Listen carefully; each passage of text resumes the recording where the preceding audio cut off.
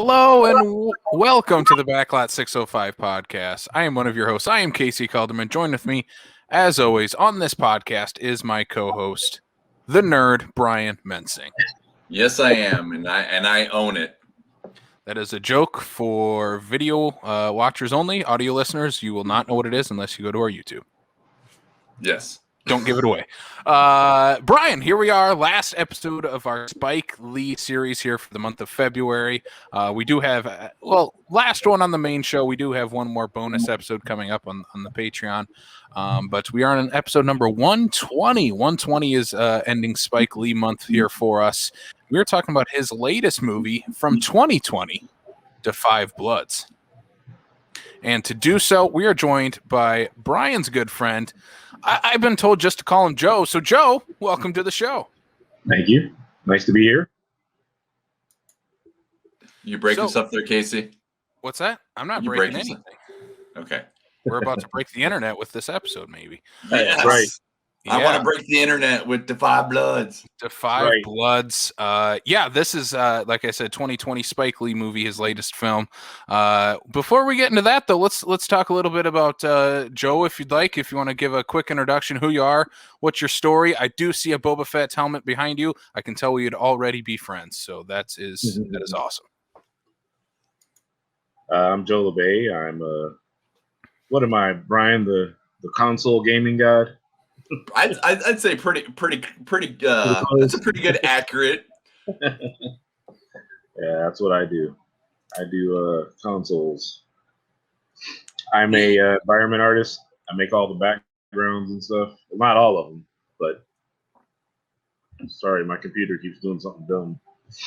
But we have the privilege of having an actual video game programmer on the show. Not a programmer. I do art, but sorry. Yeah, sorry. That is too much math. No skirts. No math. I was not put on this earth to do math. Hey, that's good. I'm glad Joe is on here because he's going to help us with one of our news articles then, I do suppose, as we are talking about a video game movie that is coming out. A trailer just dropped for, but we'll get into that. I'm excited to talk. We got a lot of news to talk about this week, which is fun. And yeah, before we get into that, let's jump into the box office for this week. We do have just a 3-day box office numbers here for this past weekend. Unlike last week, we went over a 5-day weekend. Number one this week, though, is The Croods. Once again, a new age, $1.7 million. So again, taking that number one spot, doing very well for itself here. Oh my gosh, 4 months into its run already. Still number one at the box office. The Croods, Nick Cage, topping the box office. Have you had a chance to see The Croods yet there, Joe? Huh? Have you had a chance to see this? Or is it just yet. Does The Croods have any interest to you whatsoever? I'm still in mourning over studio being closed down. Their competition. What is that? What are they called? Oh, yeah. The Ice Age. Ice Age guy. Yeah. Yeah. So I just it's hard for me to watch these animations right now. I'm just hurt. All these people losing jobs. It's crazy. Well, I was hoping that, if it not necessarily, what I was at least hoping for is that necessarily that they're just closing like that division, but, maybe hopefully getting them worked into the current existing divisions of the animation sections of Disney is what I was hoping for. They were just kind of just like, getting rid of redundancies. Like you don't need two animation studios underneath the same like umbrella kind of thing. I know, but why close the one that won the Oscar? That's what I don't get. Because one has Mickey Mouse as its cover boy, the other does not.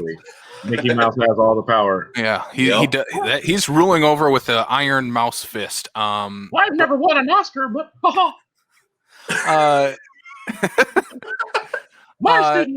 I do think having The Croods at number one is a good thing for animated movies going forward, though, because Trolls 2 crushed earlier this year on VOD. Mm-hmm. This movie's crushing right now in the midst of a pandemic, and it's crushing on the theater level and on the VOD level, from what I'm understanding. And from what I remember, this has to top Tenet's run on the top of the box office. Well, at least Tenet dropped out from number one and stayed out of that number one spot. Croods went down to like number 3 or 4, I think, and then back up to number one. So it's been fluctuating back to the top of the box office. Because everybody likes Nick Cage. Everybody loves the Cage, man. Number 2, though, is The Little Things. HBO Max dual release into theaters, $1.21 million. Jared Leto, Denzel Washington, Academy Award winner Rami Malek, along with the other 2 guys as well. He gets the nod because he's the latest winner, I guess. I don't know. I was like, they all have Academy Awards. No, man, except us. Dang it! I know, right? They won't give me, the Academy won't give me an award. They won't even let me into the show. I'm telling you, as soon as we break the internet with this episode, they'll just have to give us an award just because. I know. Just watch your mail. You're gonna get that invitation. Yeah. Go ahead. I have a quick question. Now, what a lot of people won't realize here is Joe is 2 hours behind us here. You're in California, so you're in a completely different dynamic right now of the theaters and everything that's going on right now. Are you taking advantage of like the Warner Brothers, like the little things showing up on HBO Max? You know, oh yeah. Since so you're taking advantage of that kind of situation, like that at least gets you the ability to watch some of these new movies, kind of thing. I am counting down, waiting for the Justice League. I'm like, come on, show it. They showed the trailer. I click on it. I just want to see a little of what they got. Well, like we mentioned here just before this year, like I purposely have not been watching certain trailers because I want to go in with a clean blank slate kind of thing. And that's even with the Justice League and whatnot. So once that drops here, Joe, I'm definitely wanting to know what your thoughts are going to be for when the Snyder comes out here next month, because I can't wait for that. All that hype, it better be worth it. It better be worth it. It better be worth every minute. I especially want to see what he does with the Joker and Darkseid. Definitely. Well, speaking of the Joker, he is in this movie, The Little Things. He's getting a lot of buzz, Jared Leto is, for this movie. I think he'll probably get a nomination for this, and I expect we'll be talking about his performance in The Little Things come Academy Award season. Another movie I'm hoping gets some Academy Award recognition is number 3, Judas and the Black Messiah, just under $1 million this weekend. So again, those 5-day weekend box office numbers really showing this weekend, because Judas and the Black Messiah dropped over 50% over its 1 week, going from number 2 last week down to number 3, swapping places with The Little Things. Again, a great movie. And if Joe, if you haven't seen this one, I do highly recommend it. Outstanding performances from Lakeith Stanfield and Daniel Kaluuya. Nice. And Jesse Plemons. Jesse Plemons rules in this movie too. Yes, right. that too. I mean, there really isn't any like bad performances in this one, really. I don't think. Yeah, I think this is one of this. Well, I mean, this is my first movie of 2021. I realized when I watched this, so I'm like, oh, this is my favorite movie of the year. I'm like, oh, it's the only movie I watched this year. But nonetheless, if this would have jumped into our 2020 list, it would have made my top 10. I think Daniel Kaluuya delivers maybe the best performance of the year. I think we'll talk about the other best performance in The Five Bloods this year, but I think Daniel Kaluuya is looking forward to having a second Oscar nomination coming up for Judas and the Black Messiah. That's awesome. Number 4, Wonder Woman 1984, $805,000. Again, off HBO Max, still in theaters, still sticking around the top 5, at least for a little while longer. And that movie got such a bad rap. What did and because I don't even have to ask. I know that you have already seen this. So what is your thoughts on 1984, Joe? It wasn't as horrible as they keep saying it is. I mean, for what they had to go through to get it out, I thought they pulled together nicely. Are you saying the movie was good, but it could be better? I'm not saying it was good. there was some stuff that, they could have done a lot better. Yeah. Well, that's one thing, and I know where Casey was going with this here. Is he was trying to pull the Pedro Pascal quote right out of the movie, because this is the fact of that quote of this movie. You could be good, but you could be better. Yeah. I was like, man, they wasted the second plot on a wish stone. I was like, what the hell? Yeah, and I completely agree with you. There's strong things about this movie that I think did better than the original, and there's other things of the original one that I think did a lot better than this one here did too. So it's like if we know that Patty Jenkins is going to be doing a third one, can we just take the good of the first one, the good of the second one, and just give us a stellar end of the trilogy? And what happened to the whole thing with her and Bruce Wayne that they showed in the trailers? I was like, I waited till the end of the credits, hoping that's what it was going to be, and it never saw him. I was like, so what? Is she going to be part of like the ongoing DC thing, or no? I don't know. Who knows? DC doesn't know what they're doing. Their animations are stellar. Like, I'm like, you guys should just drop the DC movies and just keep doing the animations, because the first time I got HBO Max and saw that DC section, I clicked on it. I was like, whoa! I was like, whoa! First thing I did in that section is I went straight to Harley Quinn. I went straight to Harley Quinn is amazing. I went straight to Batman Ninja. I was like, I can finally watch it. Batman the animated series, and Batman Beyond are on there, so that's what I've been trying to binge watch, which are incredible series. Jeez, I started watching the Batman the animated series, and I was like looking at it, and I was like, why are these out of order? They were like, oh, HBO Max put them in the way they were aired. I was like, that's how they were aired? Mm-hmm. That's weird. It is weird. Yeah, it went from like this. It was like the first episode was Catwoman, and it said to be continued, then it goes into something else. And I was like, huh? And then like 4 episodes later, it's like, yeah, 4 episodes later, I was like, oh yeah, that story. Let's finish up the box office here. Number 5, The Marksman, 775. Liam Neeson still kicking ass, taking names in the box office. Taking 47, 59, whatever. 47 and a half. So let's count down the box office once again. Number 1, Crude's A New Age. Number 2, The Little Things. Number 3, Judas and the Black Messiah. Number 4, Wonder Woman 1984. Number 5 is Mr. Neeson's The Marksman. The Marksman. All right, Brian, let's jump into this jam-packed news week we had. Yes. In fact, it's funny, as I was updating the notes for this here, there's even a couple of these I didn't even know about. I'm like, but they made me even more excited for that here. First thing is, and I alluded to this here earlier, is that Warner Brothers drops the first trailer for Mortal Kombat. The trailer I won't watch, not because I'm scared of the red band trailer that is Mortal Kombat, but I have really high hopes for this movie. I've heard nothing but good things so far from what people have said, from what they have seen of the trailer. Mortal Kombat Annihilation dropped the bar really low, so it's not like they had very far to jump. But I'm looking forward to this. I've been a huge fan of Mortal Kombat myself since as long as I can remember, since the first one came out in 92. I was probably too young to be playing first Mortal Kombat, but probably more into Mortal Kombat 2. But again, for the sake of video game movies, they're always a really hard struggle to make. We don't always get great adaptations or renditions of them and whatnot. And I'm hoping we get a good Mortal Kombat movie that we'll be able to see a string of, hopefully, of these going forward. So I haven't watched the trailer. What did you guys think in regards to what you've seen so far? I mean, they got the high bar of beating the first movie that is still the greatest video game movie that's ever been made, the first Mortal Kombat. So, no, I think this looks great, though. Yeah, like you said, video game movies are hard to beat, and if I am saying genuinely that the first Mortal Kombat is the greatest video game movie of all time, I like that movie. Not a hard bar to try to jump over there.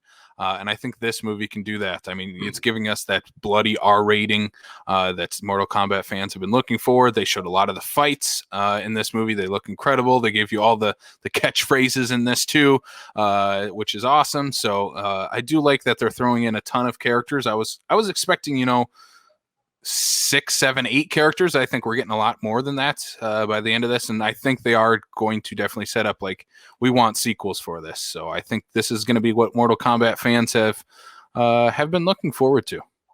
We've only been egging on for this since 97. I pretty much think the same thing he does. Like they set that bar, they better break it.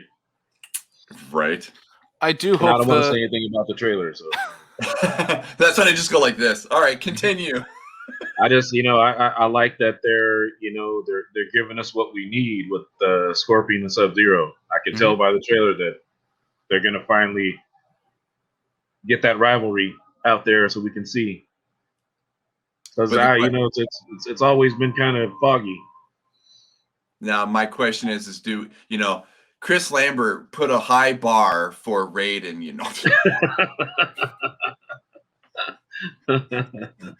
because the whitest guy I think of is who I think of when I think of like a Chinese god. Yeah, exactly. Let me get a French guy to play a Chinese god. Why not? Right? Yeah, that accent worked perfect. I know. I kept waiting for him to be like, there can be only one. He had to get through the Mortal Kombat tournament to make sure he got rid of those ones, so he could be only the one. The crossover we never knew we needed. I also wondered how could a god ever lose? This is true. As soon as he showed up, it should have just been over. Yeah, right. This is the more exciting trailer this week, Brian. That is for sure. The Mortal Kombat one. Yeah, it gets you pretty hyped.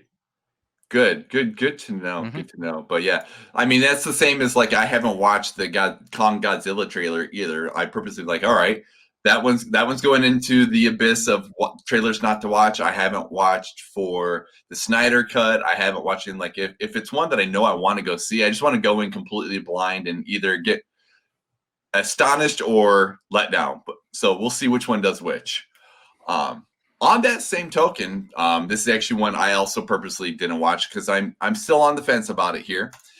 Disney also releases the first trailer for the Emma Stone starring Cruella. So I still don't even know what I even think about this in the first place. So I've only seen the images that they released where they show her in her Cruella outfit. Mm-hmm. We'll see. It was Disney. Go ahead. Sorry. They haven't really let me down yet on these remakes. So far, Jungle Book definitely being Jungle Book and Lion King being my two favorites, and Cinderella being the only one that they let me down with. Really? If I had to choose, I haven't seen Milan yet, just because everybody says it sucks. So I was like, well, I know I'm not gonna like it because trusted people that I know says it sucks. So. Well, I'll save that 2 hours of my life. If it makes you feel better, the only live action remake that Disney has made that I have physically seen is Aladdin. So I put my bar about in the middle right now. I think Jungle Book is really good. I think Jungle Book is definitely one of them to actually seek and watch. I like Cinderella too. I like that one. The rest I'm on the fence about. Same with this movie. It was some Disney executive saw how successful and how popular Harley Quinn is now, and they're like, "What villain do we have in our canon of Disney characters that we could spin and make this cool, edgy, sort of anti-hero? Well, let's do the one that murders Dalmatians and wears their skin for clothes." We don't need this movie. I don't want to see this movie. I hear it's still getting a theatrical release. I don't know why. Put these live action remakes right on Disney Plus. We don't need them in the theater. The audience is for Disney fans, so just put it on Disney Plus. This movie's not for me. Again, it's one of those things of what cool, edgy villain can we do and make into live action and put a spin on it. Like they have with other characters in the past. It's like, why do we need this? Like Maleficent, why do we need that? We got two of them. Because after we get done with the remake of The Little Mermaid, then we'll get the spin-off of Ursula. I think they've been talking about that too. Oof.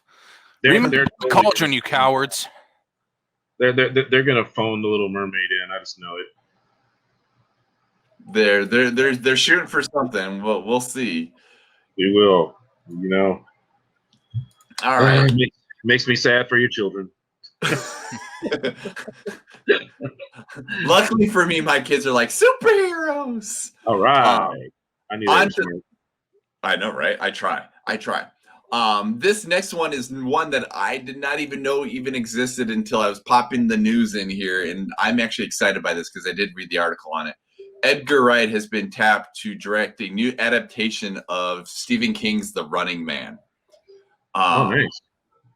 And for those that are like, there's no need for a remake, blah blah blah, is and just when people talk about doing remakes of movies and whatnot, is I like the fact that they're using the word adaptation. I think of like the Stephen King's It's and stuff like that, where we're going back to the source material, because if anybody has read The Running Man and anybody who's watched the Schwarzenegger's Running Man, you will realize these are two totally different things. And if Edgar Wright can give me what I read in the book, I've already got my ticket bought. Just tell me when I show up. Yeah. Because I'm a huge fan of that book. I was a huge fan of the movie. That's what made me want to read the book. I fell in love with the book because of how different it was and the dystopian that it was. And I think Edgar Wright is a good choice to try to throw something like that together. I think it's going to be so much fun. Stephen King's like on a tirade to reinvent his box office credibility. Well, I think he's on a roll. Well, and I think now that he's gotten, he's into that point in his career too, where he can start calling the shots, because when some of these things were being made in the 80s and whatnot, that's why we got things like Maximum Overdrive, because he's like, I'm going to make my movie because all I can do is basically sell the rights and somebody else is going to destroy my work kind of thing. Yeah. Now he's like, I can help call the shots and actually make these more to what I think is true to myself. So I really want him to make a remake Christine. I really want to see what he would do with it right now in our era, because I don't think he would hold back, because that book is good. And if he did an adaptation of that book now, definitely. Yeah, I think the whole new King renaissance that we're kind of entering in, it seems like, because really started with It in 2017 when that came out, and obviously It 2 did really well, and obviously the Dark Tower didn't do very well. Dr. Sleep didn't make any money at the box office, even though it's a great movie. Dr. Sleep was poorly marketed. Yeah, poor marketing. I think it's the marketing that would kill Dr. Sleep, because Dr. Sleep is a fantastic film. Yeah, as soon as I see Ewan McGregor, I'm there. It's like, you guys aren't going to get any argument out of me. I loved Dr. Sleep. Mike Flanagan can do no wrong. He's my favorite director working right now. And one of my other favorite directors is Edgar Wright. So hearing him doing an adaptation of The Running Man excites me, because I do not love the Arnold Schwarzenegger version. I don't like that one very much. I think it's an Arnold movie. It is no way a Stephen King movie at all. It's not. I don't care for it. But hearing Edgar Wright is adapting the King story, The Running Man, he's not adapting or remaking the Schwarzenegger movie. He's doing the King book, which I'm very excited about, to see what Edgar Wright can combine with Stephen King and what they can come up with. And maybe we'll get, down the road, Edgar Wright's like, I want to do another King. Let's do Christine. I'm like, if Edgar Wright would do Christine, I'm like, oh yeah, I'm in for that. Especially if he went very much the practical effect. If we're talking about a car base, your car is the villain kind of thing. The fact that everything he did practically for Baby Driver, taking that experience and throwing that into Christine, we'd be good. We'd be good. Yeah, that's what I'm saying. Awesome. Yeah. So speaking of my other favorite directors working right now, segue. Oh, I suppose your horror movie doesn't quite be a horror movie in my eyes, kind of thing. Is Joaquin Phoenix is set to star in Disappointment Boulevard, directed by Ari Aster. Granted, I think this is a very interesting pairing of people and whatnot, because Ari Aster has a very unique eye for the movies that he makes and whatnot. Joaquin Phoenix as well. Joaquin Phoenix. He's a weirdo. He's a weirdo, but he's a great and very talented weirdo. He is a fantastic actor, but yes, he is a weirdo, and Ari Aster movies are for weirdos. Yeah. So I'm stoked for this. Like I said, Ari Aster, like Hereditary and Midsummer back to back, just knocked it out of the park both times. And I expect, I haven't heard what genre or what the story is for Disappointment Boulevard, but from seeing his filmography, it'll probably be dark. And knowing Joaquin and what he can do with dark storylines, yeah, I'm in for this. Seeing Ari Aster team up with one of the best actors in the world right now, Academy Award winner from last year. I think this is exciting news to see these two. Well, see these two weirdos team up. Right. And let's see if we can get any more weird and just throwing more people in there. And I don't know, maybe we'll get more of a horror movie out of this than we'll get out of Midsummer. Midsummer is the scariest relationship movie that has ever been made, Brian. I don't know what you're talking about. Hey, weird plus weird equals good. Exactly. All right. So next thing here is it looks like Jordan Peele is slated for July 2022, and it's got Keke Palmer and Daniel Kaluuya to return to star in his next film. And hey, if we get Daniel Kaluuya and Jordan Peele together, I'm already sold at that. I mean, you don't need to give me a script. Just tell me when they need to show up. Yeah. Like, I like these two and how they work well with each other here. And so, I mean, I'm good with here. So, God, who knew Jordan Peele, man? who would have thought? Yeah, right. Like pre Get Out and be like, all that stuff, whatever. Yeah, that one guy from Key and Peele. He's gonna be like this generation's like intro to becoming like the next Hitchcock. You're like, the what? What exactly? But then I go back and watch Key and Peele and watch him, and I'm like, okay. You see it? That's his darkness. He's got this comedic darkness about him. Well, and I've said that before too. Like, especially with like some of these, whether you be a comedic actor going dark or like seeing this Jordan Peele going into the horror realm and whatnot, is most comedy comes from a dark place. So that's going to be like the perfect person to give you a very dark story or something like that. Like, seeing some of these comedians go into dark horror films and whatnot, be like, well, of course you will, because they're already in that mindset. That's where the comedy comes from. It comes from a dark place. So I agree with you though. I would never have, 10 years ago been like, this guy's going to be making some of the best horror movies ever. Yeah. No. But now it's like you have Jordan Peele's name attached. You'd be like, tell me when do I show up? Exactly. He's becoming my next Wes Craven. And that right there, I think is in terms of like a nice high bar to shoot for. Like, if you're like, like Wes Craven, John Carpenter, all those ones where you're like, you get yourself a name out there, shoot for that, like, that's my bar, because then by the time you hit that bar, you know that you're part of that echelon. Exactly. That's what I say.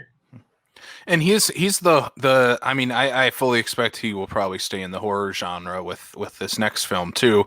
Seems where he's like, I'm feeling very comfortable doing that, and that's the stories I want to tell. And for me, like him, Ari Aster, and like Mike Flanagan, like I said, those are some of the guys in horror, like the names in horror as far as directors right now. Like those, like anytime those guys will say I'm putting on a movie, I'm like, okay, I'm buying my ticket first weekend and I'm there. And to see him with Daniel Kaluuya teaming up again is incredible. I think those two guys have incredible chemistry between an actor and director. I mean, Jordan Peele won the Academy Award for Best Screenplay for Get Out. I mean, Daniel Kaluuya was nominated for Best Actor that year, which I thought was incredible. I like adding Keke Palmer to this group too.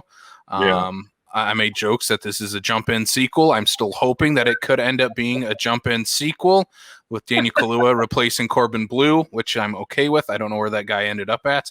But maybe it's the horror version of Jump In. Some guy, crazy maniac.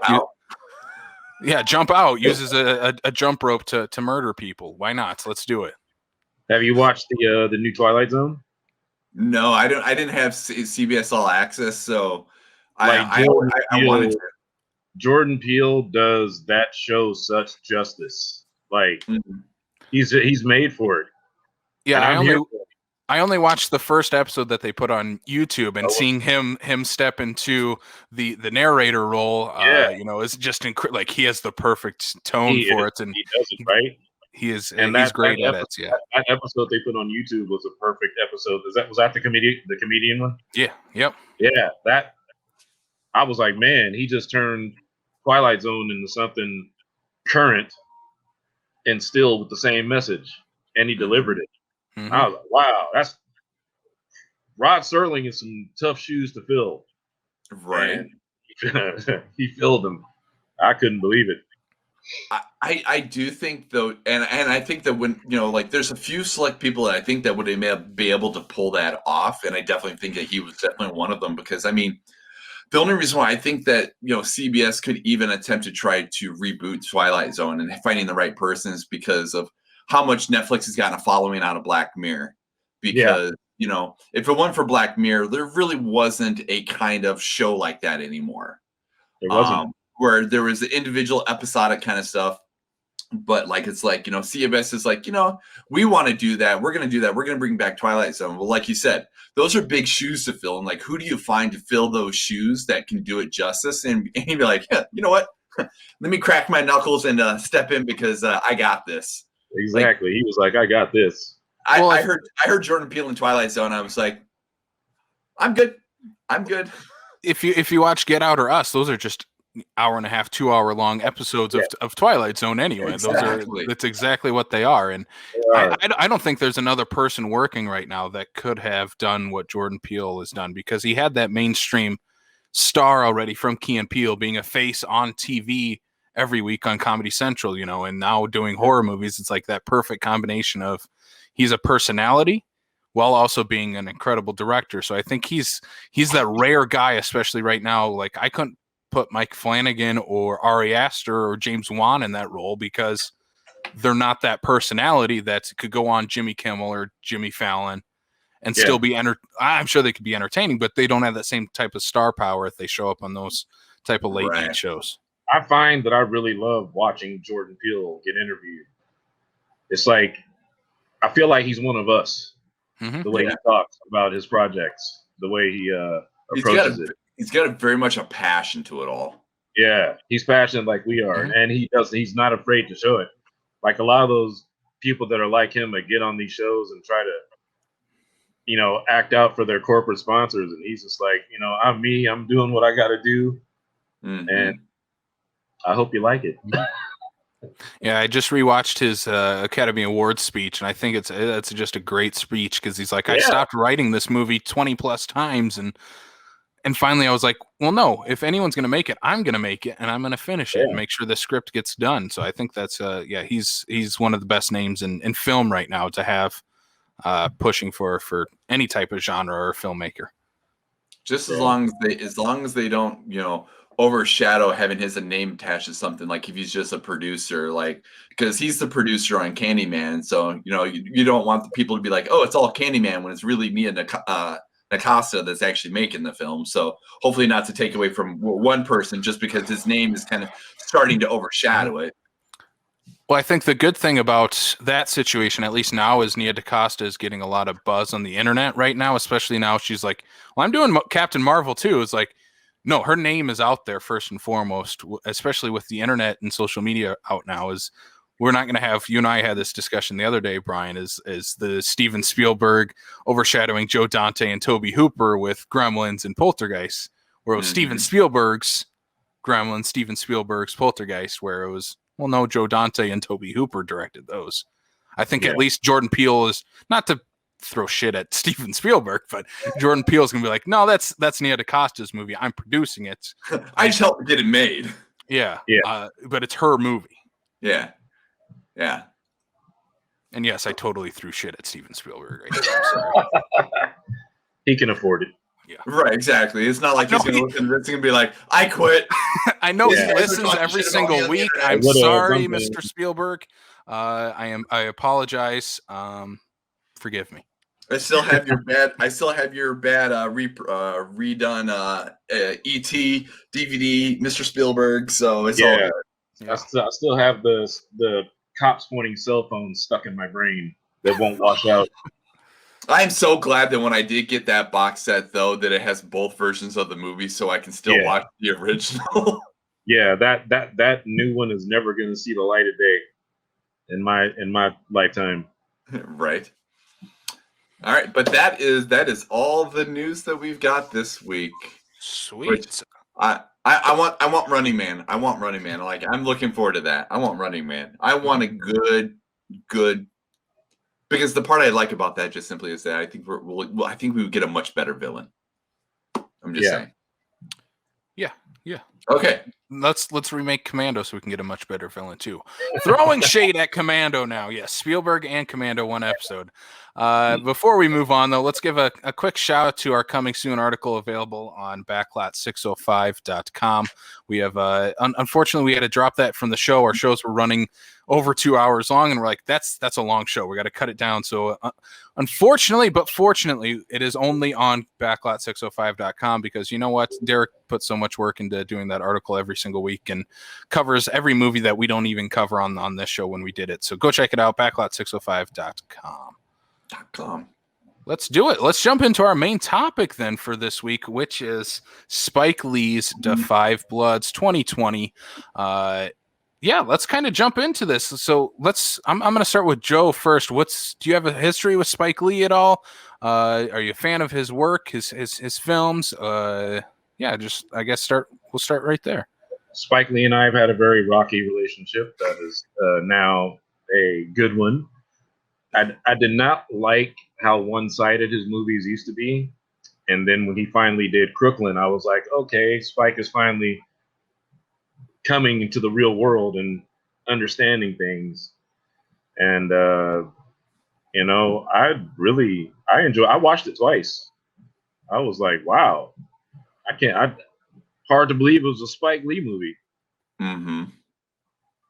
And, I'm a big Delroy Lindo fan, so he killed it. So earlier we were talking about like who might be up there with like Daniel Kaluuya being nominated for Oscars this year and Jared Leto. I'm like, Delroy Lindo needs to be in that conversation because ever since I saw this movie, it was like that's the standout performance. The standout for this movie for me is his performance in this. I think he's just incredible in this movie. And let's throw out the other names that are in there. Obviously, Delroy Lindo is the star.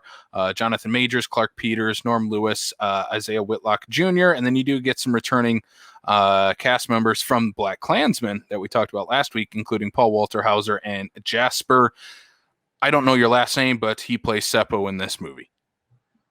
I will not try to pronounce his last name. It is, I don't know. I think the shock for me is when I saw Jean Reno. I was like, "Ooh, is that Leon?" And then the big name I didn't throw out yet is the late great Chadwick Boseman in one of his final performances. This watching it after his death is just adds another power to this movie for me because he is such a ghostly figure throughout this movie. Mm-hmm. And especially that final scene he has with Delroy Lindo's character is just like it adds a completely, another level to this movie that I think is obviously an unfortunate thing that happened. He's a fantastic actor and from what I have heard, just a great human being. And it was obviously sad to hear him passing away, but I mean, he left such a awesome legacy that, including this movie here, I think this is one of the highlights of his career. Time. Yeah. And one thing is that I mentioned this here last week here, the article that I read of Spike Lee talking to Oliver Stone about stuff, movies and stuff like that, and specifically Da 5 Bloods. Mm-hmm. I just watched that interview, actually. It's up on YouTube. Oh, I wanted to actually watch the interview, but I mean, even just reading through it and whatnot was fascinating. But it's just the fact that, Spike Lee didn't know that Chadwick Boseman was sick. And he kept it close to the chest simply because he didn't want to have them treat him any differently. Because even Spike is like, well, if I would have known that, I wouldn't have done this, or I wouldn't have done this, or I wouldn't have done this. Mm-hmm. And, that's not what Chadwick was about. Chadwick was about, I'm going to give you the grade A performance that I know that I can give you, regardless of what's going around in the background, which just says so much to his character. And you can definitely see, like, there's aspects of this film and the little, obviously he's a supporting character, and what he did for this here, be like, what would have Spike changed or modified to accommodate him had he not done that, and would that have taken away from it, and Chadwick's like, nope, I got this. So, I think that, you know, just even that little bit of information to me almost even makes the film even feel that much better. Yeah. So let's kind of jump into the story first before we, again, like we do every week, full spoilers for Da 5 Bloods if you haven't had the chance to watch it yet. It is on Netflix right now. It's been out for a few months, and yeah, we will spoil the whole movie and get into it. That's just what we do. That's what we do. I was about to say, are we allowed to spoil? Yeah, I spoilers. was like, how are we going to talk about this? There's been a few movies I'm like, if you haven't seen this in 23 years, it's your fault. Your fault, exactly. I mean, we spoiled the biggest spoiler of all time spoilers in Fight Club, so I think we can spoil any movie. Fact. Bruce Willis was dead the whole time in Fight Club. That's what we're getting at. There you go. So the basic plot of this is 4 African-American Vietnam soldiers return back to Vietnam years later, set in 2019, 2020. They return back because they wanted to go find the remains of their fallen brother, Stormin' Norman, played by Chadwick Boseman. They want to find his remains while also finding the gold that they buried with him during all those years ago that they hid, that they were supposed to bring back with them from Vietnam. And so this is their story of returning back to Vietnam for the first time since being there during the war. One of the main characters, Delroy Lindo, his son ends up meeting them on the trip as well to kind of keep an eye on his father. And joins up with the group and kind of becomes the fifth Da 5 Bloods of modern times now. And so I guess that is really the basic plot of this movie, even though the movie is not about the gold at all, really. Is that's not really what this movie is about. So again, this movie opens with Spike doing what Spike does, opens with an interview with the actual real life Muhammad Ali, explaining what his thoughts are on the Vietnam War. And again, this is Spike's commentary on that. And you brought up Oliver Stone, which we've covered before with Born on the 4th of July, and his take on Vietnam that he's done multiple times. And this is Spike's take on that as well. This feels like a very Oliver Stone type of thing that he's really pulling from. And I think that's why those two guys have that conversation that you talked about, Brian. And I think this is one of the most interesting Vietnam stories ever told, because we aren't set in Vietnam for the whole movie. We're set in present day with flashbacks to Vietnam. What are your guys' thoughts on setting it now in this take on the Vietnam War and how it's still affecting us now 40 years later, 40 plus years later? I think it was, brilliant, just because it was, and especially the way he did the flashbacks. When I first saw the movie, in the very first flashback that we have, everybody is still old and everything like that. It took me a minute to go, okay, is this a flashback? Is this not a flashback? Until I figured out what Spike Lee was doing, in which he could have absolutely just basically cast younger versions of these guys. But I think the fact that they're living through these flashbacks, reliving these memories in modern day, is a testament of, like, really, how even just a general person just reflects on their own memories.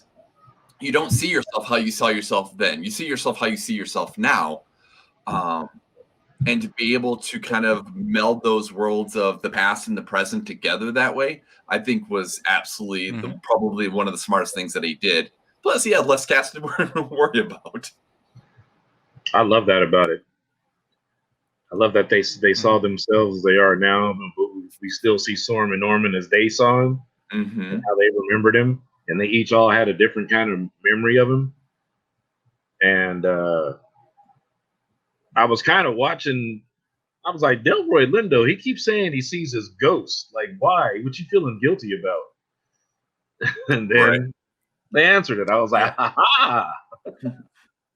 What I like about doing the flashbacks and keeping the guys that age is something Spike talked about in that interview with Oliver Stone, is he thought of going the Scorsese route that Scorsese was doing with The Irishman, as they were kind of both working on it at the same time. And Spike knows Martin Scorsese, but he didn't have that budget of The Irishman. He had, I think Spike said he had $40 million to make this movie. $43 million. Yeah. And Scorsese had like what? 200 plus. Yeah. I don't get why Spike Lee can't command bigger budgets like these guys do by now. But you know what though, is you know what, he probably could, depending on who he was talking to.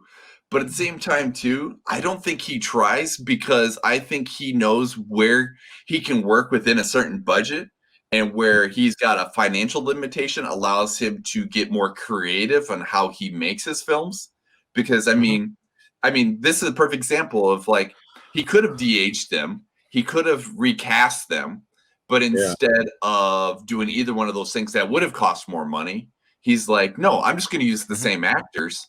And if anything, it's actually going to give more emotion to it, because of how, like you said, how, like, one interprets how they see their past and whatnot. And I think his limitation on budget is what helps make him that more dynamic, creative, mindset of how to be able to make this better. Definitely works with Woody Allen. One thing that I do, yeah, like you said, with as far as like the budget and using the guys in the flashbacks and in present day, is how he presents the guys in present day as well, because the guys they feel that same youth that they did when they were in Vietnam, when they were 18, 19, 20 years old, but now they're 30, 40 years older and have completely different lives. But as soon as they're brought back here, they're back to that younger version of themselves. And I think the character dynamic is very, very interesting in this movie, especially with how they present Chadwick Boseman as, he was their go-to guy. He was their leader. He was the one they all looked up towards as Storm and Norman. And, how they all interpreted what he said very differently, especially with Delroy Lindo and Otis, the other character on the opposite end that has the relationship with the Vietnamese woman in this movie, which is another interesting take on this, is exploring that type of relationship in the present day. And I love how Otis is kind of like just stuck in the middle between Storm and Norman and Delroy Lindo, and how their ideologies, he's like, sometimes I'll lead towards what Storm and Norman was saying, but sometimes I do got to be with my friend, my brother, on what he's trying to tell me right now with Delroy Lindo's character. And but I think with his character, it's so interesting to talk about his relationship with the woman who used to be a prostitute during the Vietnam War that he now has a daughter with, and how we kind of look at that now, and it's not, how during the 70s, 80s, it was presented as these guys were pillaging villages and, murdering men, women, children, anyone in their way, and raping the women over there. It's a different interpretation of that. It's a different look at that, at least, because he still has feelings for, the woman that he met all those years ago. They have a daughter together. He wants to be a dad to the daughter. It's a very interesting look at those dynamics between those three characters. And, that's unfortunately the BC plot to this movie, but I think it is very powerful stuff for Spike to throw into this movie too. Oh, definitely. Yeah, and that's one of my favorite things about this is that stuff, and maybe any other movie besides a Spike Lee movie probably would have been cut, or studio notes would have been like, we don't need this. This isn't towards our main plot of this movie. It's not really progressing the plot forward. But it's totally a character thing. What does the daughter do to move it forward, right? Yeah. Yeah. How can the other group that's after this gold, can they kidnap the daughter and hold her hostage, and we have to go after them? Like, that seems like a studio note they would have thrown out to them, which we don't need. We don't need that at all. Spike's like, here's my notes. If you don't like it, well, here's my notes. Yeah.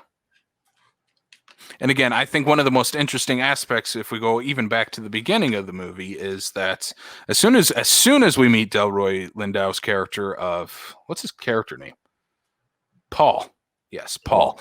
He has a bland character name. I can't ever think of it. Paul. So when we meet him for the first time, and they're having that lunch in that restaurant, and he immediately is like, "Yeah, I voted for Trump. What's it to you? Let's build a wall. Why not?" It's like, Yeah, all right, that's an interesting look at this character. And then throughout the movie, the entire rest of the runtime, he's wearing a "Make America Great Again" cap on his head. Yep. So again, go ahead. Oh no, I was just, that was something that I found fascinating. Is just because that Spike Lee is obviously a very political director and writer or anything like that. That's nothing new. That's absolutely nothing new. But then, to be like, all right, we're going to talk about the Vietnam War. So we're going to talk about those things from 40 years ago. The part where, all these black men that were part of the Vietnam War, that were part of a war that, they, really didn't have a whole lot of, investment in other the fact that they're basically shipped over there kind of thing. But then to be able to kind of put the modern day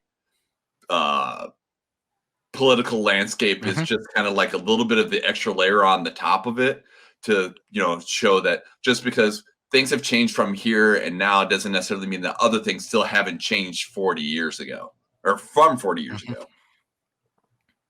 And I mean, we've seen that in every Spike Lee movie that we've covered so far in this series is, Do the Right Thing talks about police brutality, and we're still dealing with that now. Malcolm X is about this political figure that gets, assassinated, even though he has changed his beliefs radically throughout his entire life.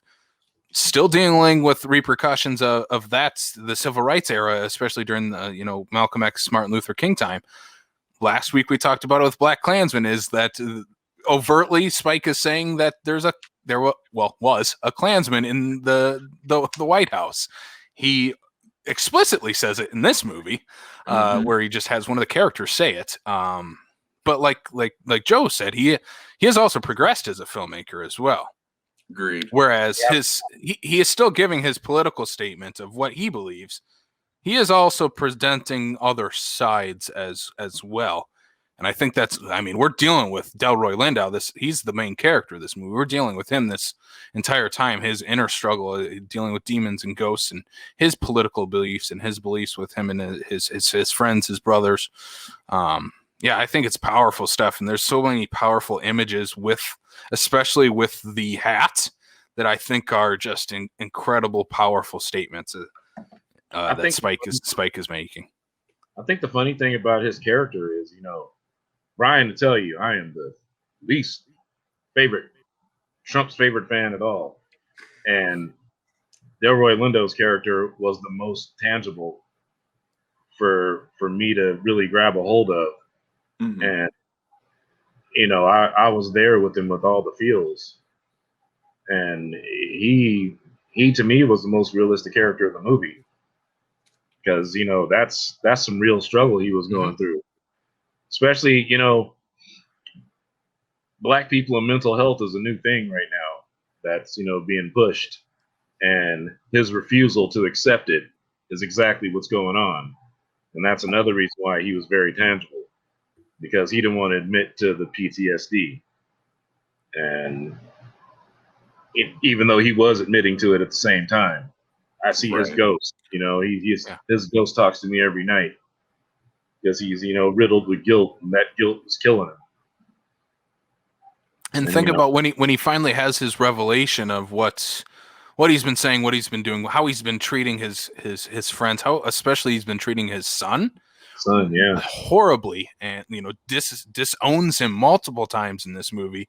Exactly. And when he finally kind of has his almost explicitly come to Jesus moment when he meets Chadwick's Storm and Norman's ghost, is he's not with them at the end of his life. He's with the enemy, pretty much. He's with these guys that don't care about him. They don't care about him, his mental health, what he's dealing with, his friends, his son.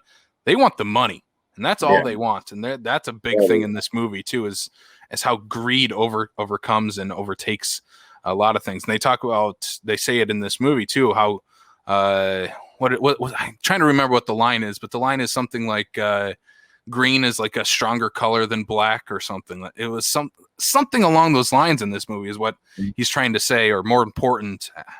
I'll have to look up the actual line, but that's a big message of this movie, is how explicitly how money is more important than lives many times in our government. And I mean, the Vietnam War was a big explosion of that. Mm-hmm. Yeah, I had a big seething hate when John Reno put that "Make America Great" hat on. Mm-hmm.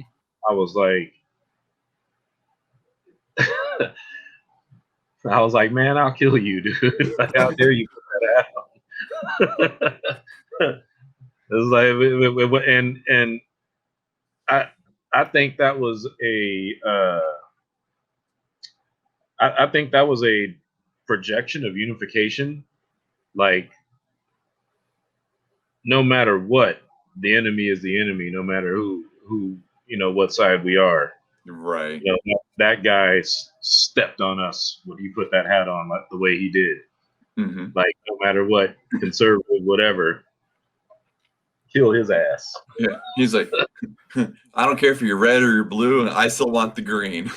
Exactly, Mhm. and that moment in that movie made I paused it actually. I was like, whoa, did he put that hat on? Mhm. Wow. Right. Like what I said with that hat and how much like power that hat has in this Mhm. movie, and also in real life, which is a Yeah. scary thing to think about. And again, we like to say we're not getting political. It's hard not to with a Spike Lee movie, but we're doing it anyway. This is what he's saying in the movie, especially when you put the hat on the French character's head. Look at how he's dressed, what he's wearing. He is wearing an all white suit. He has a similar build to number 45. 45, He looks like him in a way. I think he explicitly is trying to compare 45 to this character in this movie, and how saying greed is more important than anything else in this conversation that we're having here. In terms of the characters in this movie, and even at the end, by the end of this movie, I know we're jumping around a lot, but yeah, it's what we never do that.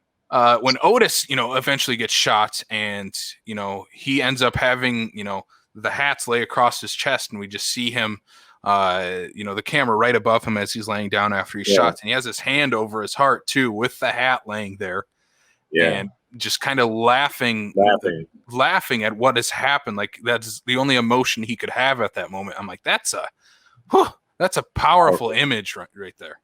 Mm-hmm. There was a lot of powerful statements in this movie, and I love that.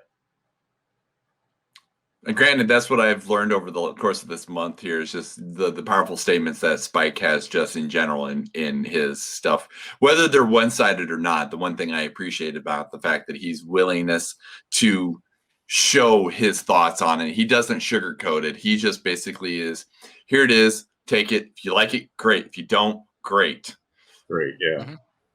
Yeah, he's like, this is my story. This is what I'm telling. If you don't like it, there's other things you can watch. Then, like, this is what I'm trying to tell, what I'm trying to say. This is my voice, which, yeah, I absolutely do love about Spike Lee. Is he's not Blake has said this multiple times to me as I've been talking about Spike Lee with him. He's like, Spike Lee gives 0 Fs, and that's what you need to know about all his movies. He gives 0 Fs.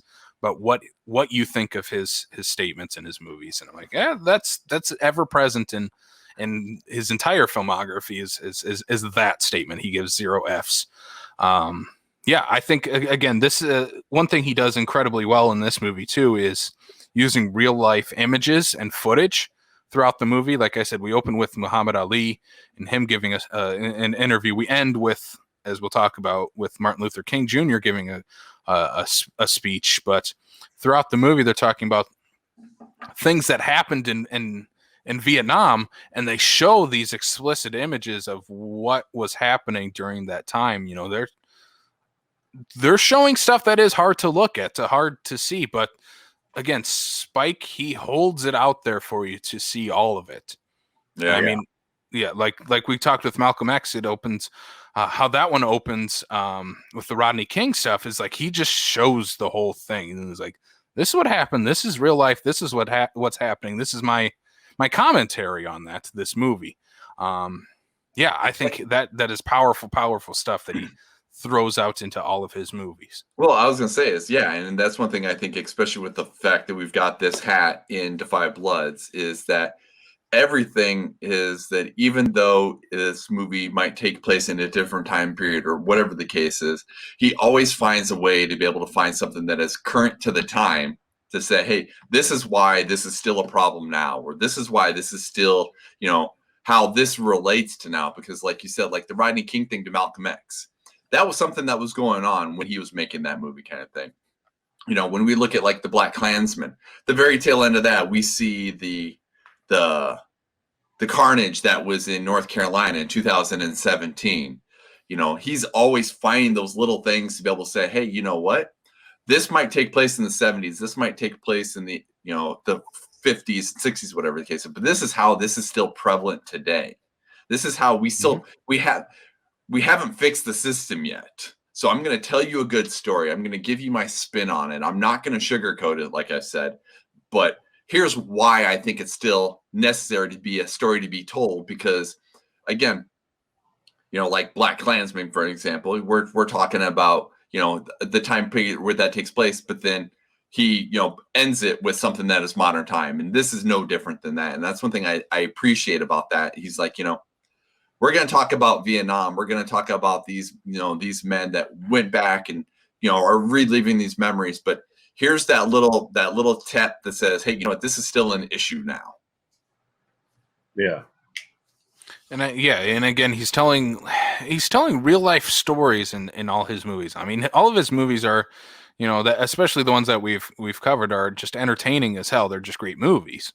But they also had that emotional and political message to each and every one of them. And this, like we said, no different here. And again, but what we talk about as far as a movie goes, like this has great characters in it too, where I feel for a lot of them, and I know a lot. Like it feels like I know a lot of them, especially all the group members behind you. Like you know, the not Otis, the other one right on Brian's right shoulder, Melvin. He's like wearing sweatpants the entire movie. Like he feels like someone's dad I would know. Like he's kind of just wearing sweatpants and like an Under Armour shirt. Just I'm like, that feels like just a dad out on vacation. Like he's out in, you know, just going to Vietnam for a vacation. Like that's what he kind of feels like. And you know, you have the Eddie, who we have to talk about that scene with him. You know, he spills his guts to his best friends that, you know, I'm broke, I have no money. Like that's why I'm doing this, is like I need to pay back all this debt that I have because of stupid mistakes that I've made in the past. And again, unfortunately, should we jump into his character and what happens? So again, this is set in Vietnam, and there is still landmines still active in Vietnam. So there is this other group that is out there trying to deactivate them and, you know, get rid of all the bombs that are unknown still underground. And unfortunately, Eddie's character ends up stepping on one of them and leaving nothing but his torso and his head on the ground. Like that's dying in his friend's arms after that. And such a powerful scene again, where Spike isn't holding back with like, this is what 5-10 minutes after this guy spilled his guts, and you're like, okay, now I get his character, I understand him. And it's like, yeah, well, he's gone. Yeah, and that's what happens. And figuratively, right? Yeah. I know, and especially when you get to the end where, you know, he's, you know, it's one of those things that if something like that happens, you hope that you go instantly, but no, he's got to have that little bit of he just is attempting to try to make peace and what's going on, to basically live those last few minutes of like trying to now make peace with himself. Mm-hmm. Yeah. And you can tell even in the actor when he's, you know, there's nothing left of him and he's still alive and breathing, he gives his final words of Bloods, just like saying, you guys are still my brothers. I know I just yelled at you when you got in a fight. We're still brothers. This is still, I feel like just him saying Bloods is like an apology for what just happened in terms of them all fighting with each other. Mm-hmm. And then you had this great intense scene where I think this is just very intense, where David, you know, Paul's son, Jonathan Major's character, steps on a mine. And I was just about to say that. Oh, it's such an intense scene where that was nerve-wracking. It is terrifying to think of, because it's like at any moment, like he could shift his weight, he could accidentally step off it. That's going off, and we saw what could happen if it does. And that was also the moment that Delroy became a dad. Mm-hmm. Yeah, I know. I mean, I saw that. I was like, really? We're gonna do this twice? Yeah. Like, no, we don't want to kill that father-son dynamic and whatnot, but no, the whole like, we're going to jerry-rig you with a rope, and we're all just going to pull really, really hard, really, really fast. You might get hurt, but you won't die. Mm-hmm. Yeah. which again is an incredibly tense and suspenseful scene. And again, like Joe said, that's a dad scene there, and I think we do get a couple of those dad scenes with Delroy's character where you add humanity to this guy. He feels like a real human being in this movie, flaws and all. Yeah, he totally sucks you into that character. And it's crazy. It's crazy. So they rescue David, yank him off the mine. He's fine. He'll live, and he'll have a traumatic experience. But as soon as Delroy pulls out the gun and tells the other group to get on their knees and have his son tie him up, it's like, whoa, where did that come from? Why did that just happen? I was like, wait a minute. This is where Delroy needed to have his medication for being bipolar. And yeah, it's those ghosts coming out of him. I'm not trusting anyone at this point. I'm in it for me and only me, not even my son that I just saved and had a big emotional moment with and gave him a big hug. It's like, I'm still in this for me, which is just a great dichotomy for this character. I love his relationship with him and his son. I mean, for me, this second time watching it, it feels really like a father-son movie, first and foremost. Like, that's what was pushed to the top for me this time around, is the father-son stuff and dealing with your past, and how you necessarily can't let your past reflect how you treat your future. Literally, with having a child is your future. That dynamic really stood out to me this time around. And they also they pressed that the son got all that he needed from his father, and that he was able to move on and become his own man, especially when he was able to, because he let you know, I've never shot a gun before in my life. What am I supposed to do? It's not right. It's not like I just point and shoot. And Isn't then, that how that works? Yeah, isn't that how it works? And then he's able to step up and save the day, so to speak, and become his own person. I will say, for the fact that a guy who's like, what am I supposed to do? Point and shoot? Had a really good shot when he, didn't have any practice. I'm just saying. Yeah, he sure did. That was like a Bruce Willis shot. He was like perfectly poised, like, I can do this. Yeah, like, man, you sure did move fast on that shot leg. Right. And it comes after a great, I love the line that's delivered right before that, is like, bloods we multiply, and just boom, you see the bullet go right through the guy's eye. It's like, whoa, yeah. Here's the fruits of one of our multiplications. Mm-hmm. And I kind of just am just going to shift a little bit into the ending here, is how everything kind of ties up. Is this is maybe the most positive Spike Lee movie that we've covered. Mm-hmm. Like we said, BlacKkKlansman does have tie it up in a nice bow, but then you add that tag on at the end. You're like, nope, this isn't over. We're not done with this. This movie has a little of that, but it was more so of like, he really did wrap up all these types of stories and really kind of adds a finality to at least this story that he's telling here. Well, also, I think there is one little section that he throws in that is right now of what needs to happen in the future with the money, some of the money getting donated to the Black Lives Matter group, and how they're celebrating that they get that donation, and how that can help their cause. And I think that's kind of the real, like, all right, that's our next progression forward. Whereas everything else is kind of, in a way, tied up for this movie. I like that he's evolved into, like, a Spike Lee movie is always going to be tragic, but I like that he has the positive ending at the end of these movies lately, where it's like all these people have gone through all this this stuff, and then they've come out of the other end of the tunnel and seen the light that was there for them, and that's what's drawing me to his movies more now. I like this, like, positive message he's trying to deliver, even through the tragic visuals. Right. Mm-hmm. Yeah, it feels at least from, because I'm still very much a newbie to Spike's filmography and trying to catch up now. But for me, from what I've heard and what I've seen through his filmography, especially as a few years before Black Klansman and stuff, when he was doing like the Old Boy remake and Inside Man, he was going a little more Hollywood kind of mainstream type of movies, kind of getting away from like Do the Right Thing and Malcolm X and School Days and stuff. He was getting away from like that and going a little more mainstream. Now it feels like he's really getting back to kind of his roots in a way with Black Klansman and this back to back. It feels like, all right, this is our new career trajectory for Spike Lee and the way he's going. And I'm like, if he continues this route, I'm like, yes, give me more of this, where you do have a positive message while you're also tying it into into real life. Well, he's become a really good storyteller. Mm-hmm. Oh, definitely. And I think like you bring up like when he started to veer off with like the Inside Man, everything like that, it's probably one of those kind of things where, maybe he was starting to lose the passion for what he was doing and getting into more like the Hollywood-esque type version of films and whatnot, when he realized, okay, you know what, this isn't me. This isn't the story I want to tell.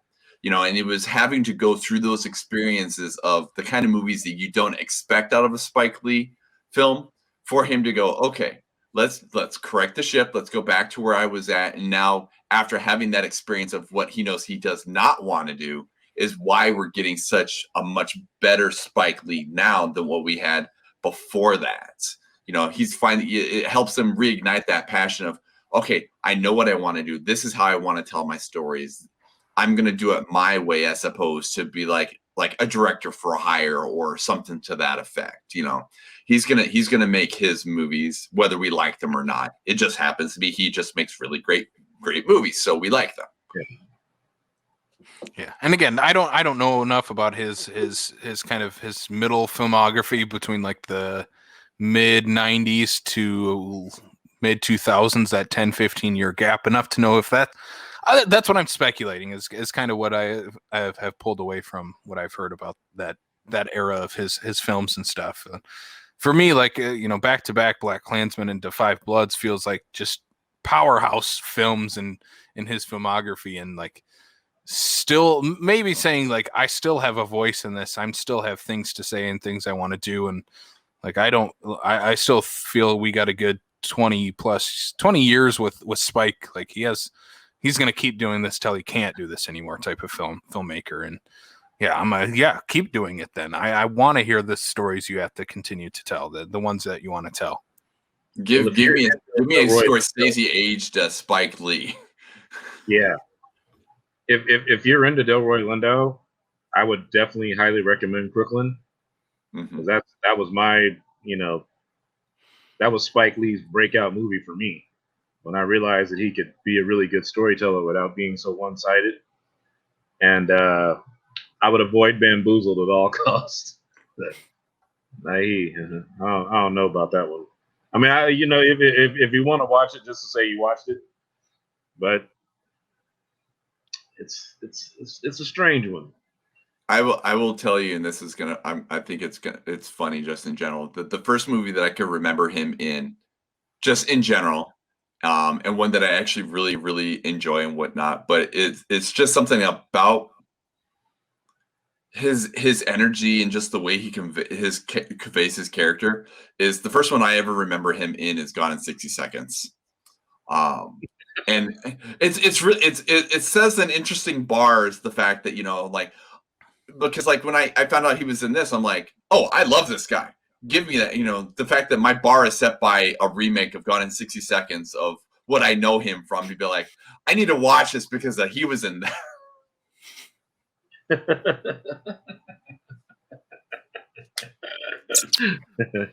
But now I want a Nick Cage and him in another movie now.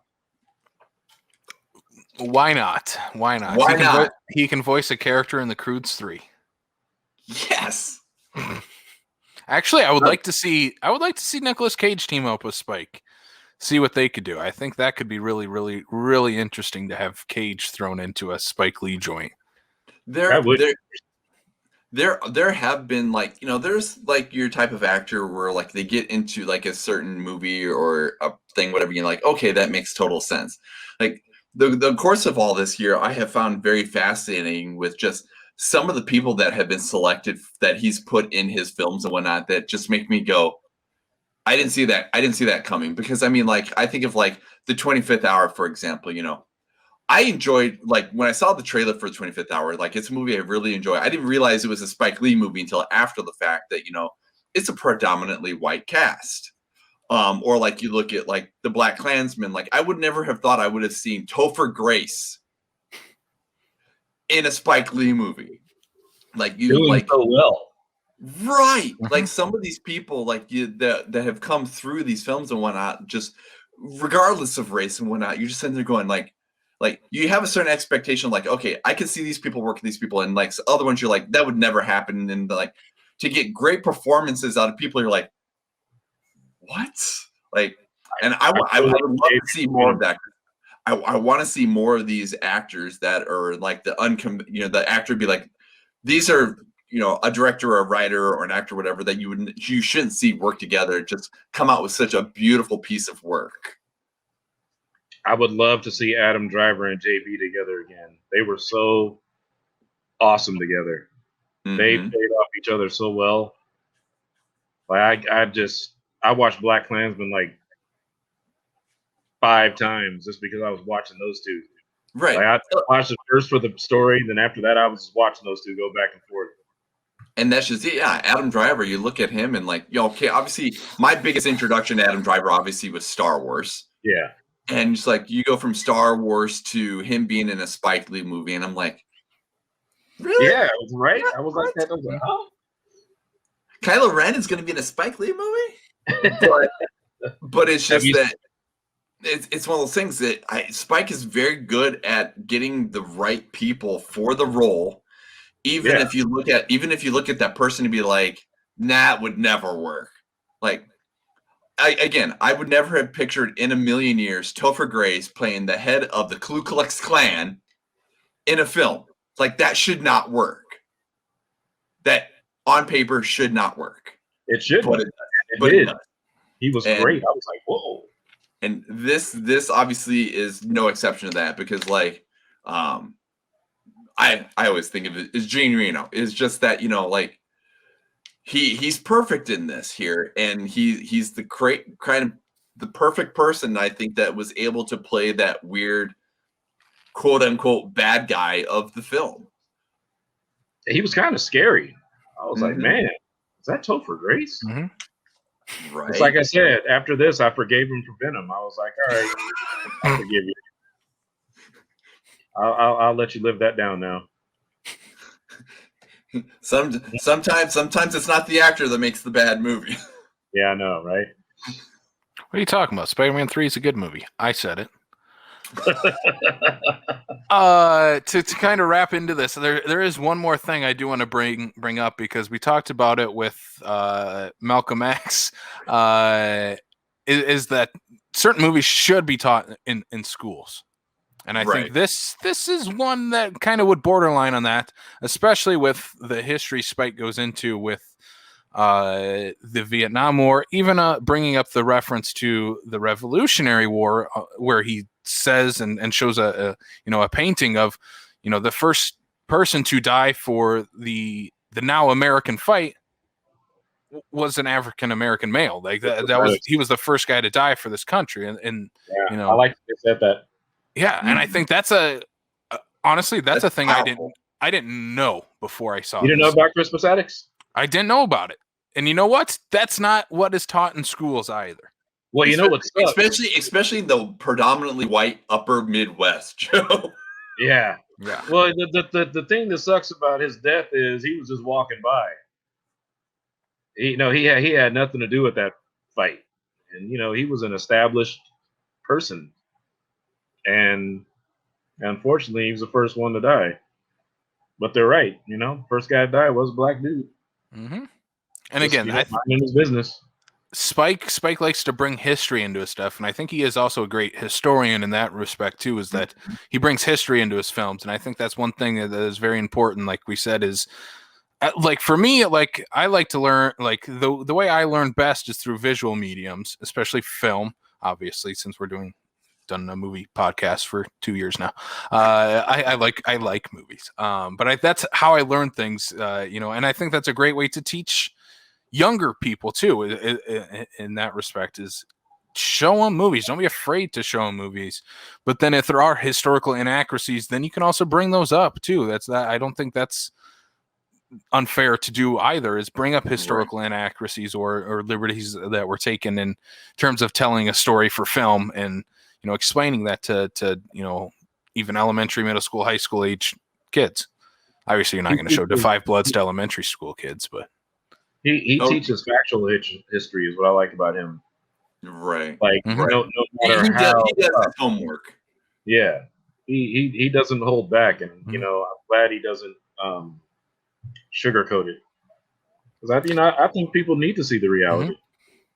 There's a reason why these guys have PTSD and are taking it out on their kids and going through life in hell. You show it. Yeah. He's still that NYU film student at heart. Like you can tell, like he's still learning from things. And even in that interview with Oliver Stone, he's like, first of all, before we start this, I need to geek out a little because I love your films. I studied your films. I still want to see what you do next. And that was Spike felt like a film student still talking to Oliver Stone in that, even though he's Spike Lee, he doesn't. Yeah, like saying he doesn't need to talk to other filmmakers in that respect, but he still does. He's like, I still look up to you and Martin Scorsese for what you guys did before me. Yeah. Well, and the part that I think is funny about that is he sits there and before me, and that's one thing I love is him and Stone specifically have a very similar trajectory in that Stone wasn't making films all that much longer before Spike got into the game. Especially when the fact that you're talking about JFK being made at the same time he's making Malcolm X kind of thing. It's not like Spike Lee's getting into the game now, and Stone's been into the game for the last 30 years. Spike's been around a long time and whatnot. It is nice to be able to see the fact that they're like, hey, we have a common ground. And that's one thing I like about it, especially Spike and Oliver Stone, is the fact that they're very similar in the type of movies that they make. They're very vocal about how they want to make them their way. They come from the same roots in terms of the NYU connection and whatnot. But, Spike has his voice and how he does it, but Oliver has his, they're in the same lane, but they have two totally different voices at the same time. And I also love the fact that, they both appreciate each other's work because of the voices that they're creating out of their mediums. Yeah, I think we'll kind of wrap this thing up here with a couple last things that I do want to bring up. First of all, I'll ask the question that we always ask is, we like to pair things as double features. What's going to make a great double feature with the Five Bloods for you guys? I have a couple options. One is obviously the Oliver Stone connection that I think Born on the 4th of July is maybe I think that's probably my pick, is that he is also dealing with the repercussions of the Vietnam War, but right away. He's not that film is dealing with repercussions as soon as the war is over and how someone coming home from the war is dealing with them. This is also dealing with repercussions present day 30, 40 years later. So I think that's a great heavy double feature. I would probably do the Five Bloods second in that double feature, especially as terms of a progression of timeline too. That would make sense. Yeah. The only thing I'm thinking off the top of my head maybe would be Full Metal Jacket. Just for the sake of the progression, the beginning, the start, getting into Vietnam and all that stuff too, to add to it here. Just because I think having something on the same lines of the time frame of what's going on and everything like that. And well, it's a good film. I'm gonna go completely sideways. That's okay. I like it. I'm all about comedy and tragedy, so I would show the Five Bloods with Tropic Thunder, just so that we have a comedic look at what these guys went through. So I would show the Five Bloods first, and then Tropic Thunder after, because going through all that emotion in the Five Bloods, then you get to see Robert Mhm. Downey Jr. Well, that's because I think that's actually genius, just because of the Robert Downey Jr. thing, because of the movie they could not probably make nowadays. Yeah. And which is saying something. That movie's No. only I'm gonna say this. They can make that movie nowadays because the internet gets too butthurt about what the movie is trying to say about that. right. All the people complaining about Robert Downey Jr. have never seen Tropic Thunder. They don't. Exactly. They, I noticed that. yeah. It's I frustrating. had a friend that was complaining about it, and I was like, "Have you seen it?" No. And no. I go, "Well, don't you ever wonder why I'm not offended by it?" And they were like, "Huh, I never thought about that." I go, "Yeah, it's not blackface." I go, "You Yeah. should watch it. It's a very powerful performance." And I go, "The Right. only reason why he didn't get the Oscars because he was up against Heath Ledger, Mhm. Joker, and Heath Ledger died that year. That's the Right. only reason why Robert Downey Jr. didn't get the Oscar for that role." Well, and I mean, But they have that a role character was in the movie call him out for it too. Yeah. So Right. multiple characters, I guess. multiple characters, and he still kept going. Yeah. I was like, I honestly I don't drop forgot. character till I do the DVD commentary. Yeah, I don't drop commentary to characters. I do commentary. I was like, oh man. And that whole thing he did about the Oscars, I was like, that is so brilliant. But yeah, that would definitely be my double feature: comedy and tragedy. Yeah, I love it. Joe, you win. That's the double feature right there. Yep, you I'm win. with you. Tropic Thunder's a great follow up to this. I'm sorry. No, it's good. No, that's that. See, we sometimes find that throughput line, and you're like, nope, I got this.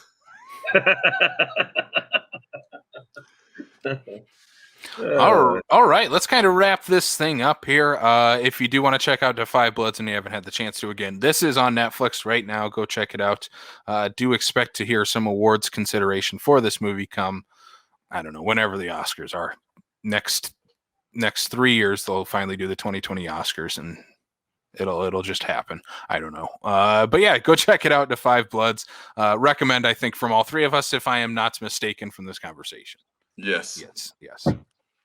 All right, so let's kind of wrap this thing up, people. If you'd like to subscribe to us, you can so on Apple, Spotify, Google, Stitcher, and Amazon Music. And if you want to see our faces, you can find us on YouTube as well. So go ahead, give us a subscribe if you can. Drop a comment on those or a rating review. We would very much appreciate it. Let us know what your thoughts are there. Mm-hmm. You can also check us out on Facebook, Twitter, and Instagram, all at Backlot605. We actually updated the YouTube link too, so you can just go to c/Backlot605 and get there so much easier now. Yes, and also we got to bring up, we do have a Patreon as well. Patreon.com/Backlot605. You get some more exclusive content on that. You get the podcast a couple days early as well. Coming out later this week, we will be doing our final Spike Lee movie as far as going on Patreon there for He Got Game, Denzel Washington. You guys voted on it on Patreon, so we will be covering He Got Game on Patreon later this next upcoming week. Soon. And we also got to give a shout out to our patrons: Logan, Blake, Andy, Derek, Lou, Corey, and Darren. Thank you guys all so much for helping out the show. We hope you do. I hope we do. I hope you guys like the upcoming episode that we will have for you guys. It'll just be Brian and myself chit-chatting about a movie we have never seen. So that'll be very interesting. I've had the soundtrack for like 20 years. Me too. So I go into with an expectation I'm going to watch a really good movie, because if the soundtrack is anything to like the movie, it's going to be a great movie. You guys are gonna like it. Yeah, I'm looking forward to it. It is also, if you are trying to catch up, HBO Max does have that on there as well. So if you all need to give it a rewatch or a first time watch like us, it is on there.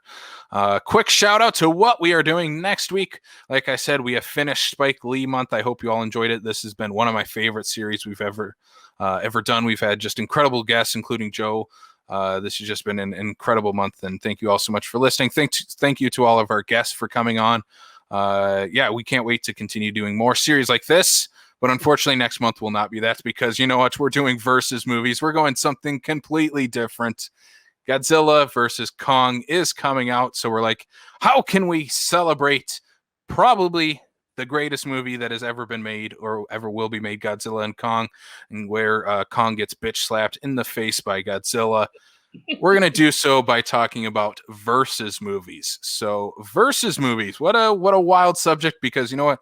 We're not including just monster mashups like next week's movie, which is Freddy versus Jason from 2003. Talk about movies with great soundtracks right there. Freddy versus Jason.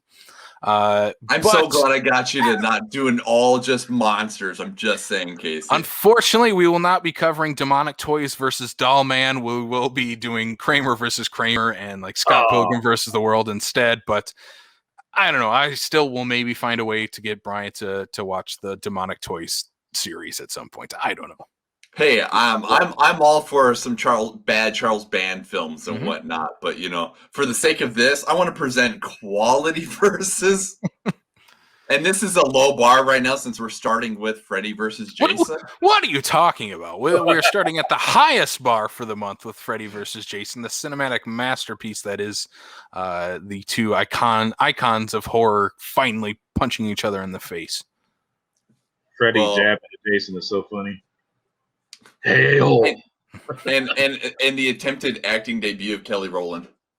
Oh, yeah. That's right. So we'll talk about that next week. We will be joined by Sam the Damned Lens from Slashlat on that. I hear he likes Freddy vs. Jason, so that'll be a fun conversation next week. Yes. All right, so we'll wrap this thing up. Joe, would you have anything you'd like to plug, anywhere people can find you online? If not, that's cool too. I'm not allowed to talk about our project right now. Aww. But you know, you can find me on Brian's page. Yeah, I'm there. You can find him, I should say. Yeah, exactly. Either way, I do got to give you a great shout out, Joe. This has been you've been an awesome guest, and thank you so much for coming on with us on this. This has been an awesome episode, and can't wait to have you back on. We'll have to have you talk about a nerdy movie. It sounds like coming up sometime. That was great. It was good to be here. Thanks for having me. Yeah, nice to meet you, Casey. Absolutely, thank you. Yeah, it was nice to meet you too. This was a great conversation, and I'm glad we get to have these types of conversations on the show. But yeah, this is a fun time, and yeah, I think we'll kind of wrap it up here. For Brian Mensing, I'm Casey Calderman. That's my name. We'll check y'all out next time on the Backlot of South Dakota.